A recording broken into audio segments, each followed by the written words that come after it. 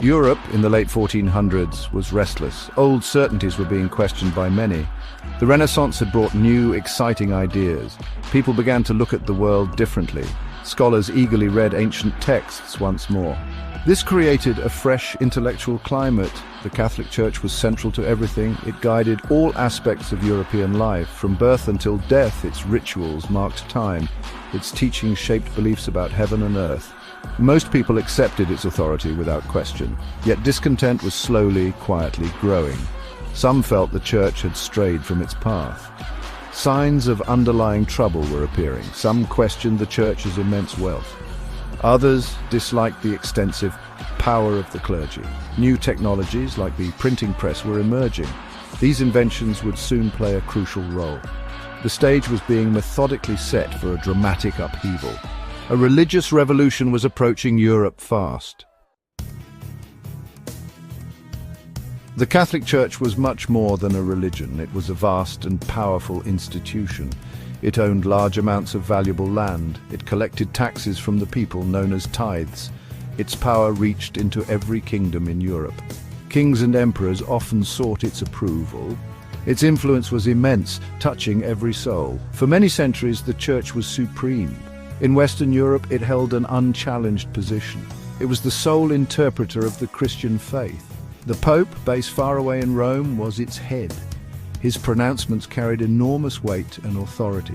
Challenging the Pope or Church doctrine was very dangerous. The Church taught that salvation came through its sacraments. Practices like selling indulgences became quite common. Indulgences were special certificates issued by the Church. They promised to reduce a soul's time in purgatory. People paid money to the Church for them. This practice caused much unease among many faithful Christians. It seemed to some that salvation could be bought. Martin Luther was a dedicated German monk. He was also a respected university professor of theology.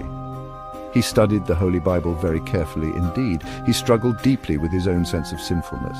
He constantly wondered how anyone could truly be saved. He sought comforting answers directly in Scripture itself.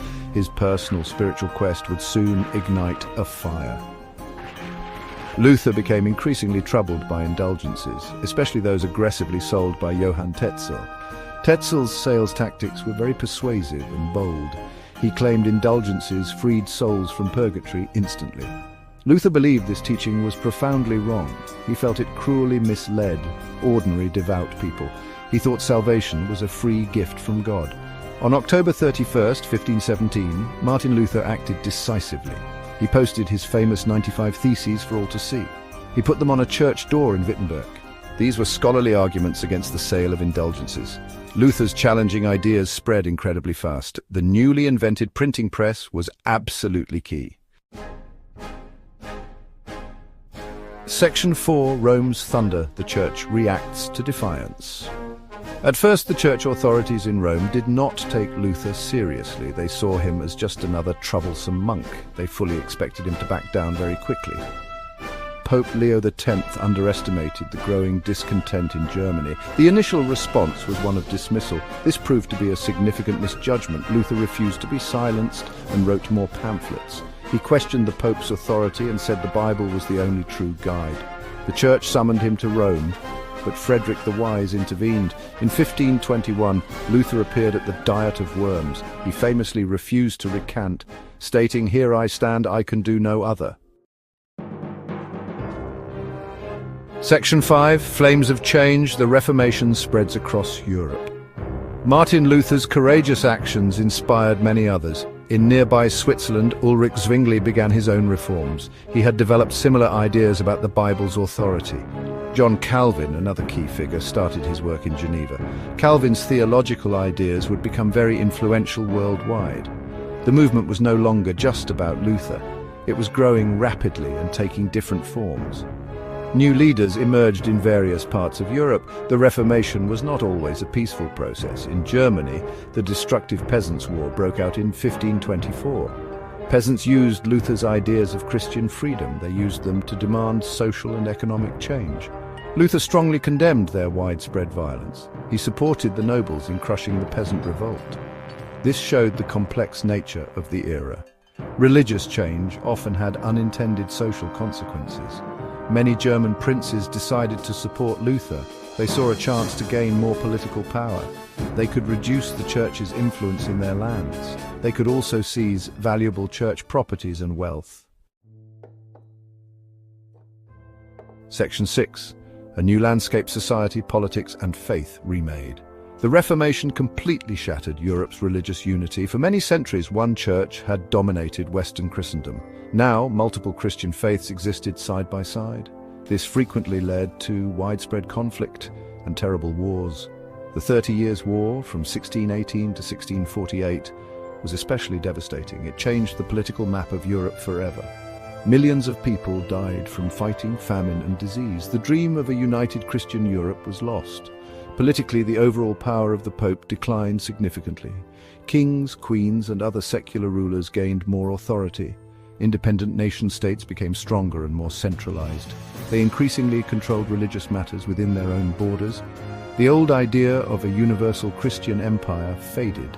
A new political order gradually emerged from the chaos. This new order helped to shape modern Europe. The balance of power shifted dramatically. Daily religious life changed for many ordinary people. Protestant church services were held in local languages. They were not in Latin, which few commoners understood.